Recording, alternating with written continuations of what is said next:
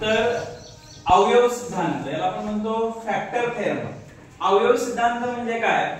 आपण जी दिलेली बहुपदी होती, जी पॉलिनॉमियल होती, ती पॉलिनॉमियल आपण सोडवण्याच्या पद्धती बघितल्या, भागाकार पद्धत, संश्लेषक पद्धती, शेष सिद्धांत आणि शेवटी बघतोय आपण अवयव सिद्धांत। आता याच्यामध्ये आपण भागाकार पद्धतीला म्हणतो डिव्हिजन मेथड, त्याच्यानंतर आपण संश्लेषक पद्धतीला म्हणतो सिंथेटिक डिव्हिजन मेथड, शेष सिद्धांताला म्हणतो रिमाइंडर थेरम आणि अवयव सिद्धांताला म्हणतो फॅक्टर थेरम।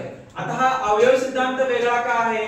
तर अवयव सिद्धांत असा आहे की आपण एक गणित सोडवल्यानंतर बाकी शून्य आली तर जो आपल्याला भाग करण्यासाठी दिलेला आहे x - 1 या गणितामध्ये दिलेला आहे तो त्याचा अवयव आहे असा त्याचा अर्थ आहे। बाकी शून्य आली तर चला तर मग बघू। आता इथे x - 1 आहे म्हणजे इथे x ची व्हॅल्यू घेताना हे गणित मी शेष सिद्धांताने सोडवतो, म्हणजे कुठला रिमाइंडर थेरम न सोडवतो।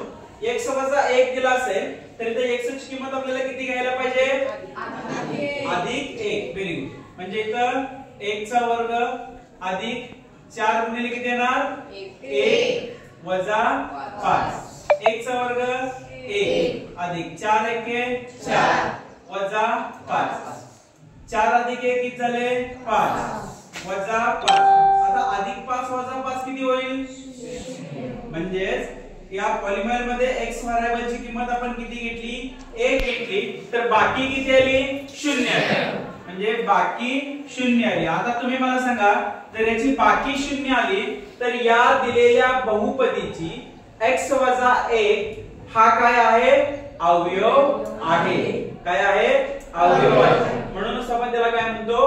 अवयव सिद्धांत। म्हणजे अशा पद्धतीने आपण गणित जरी सोडवलं, शेष सिद्धांताने सोडवा, संश्लेषक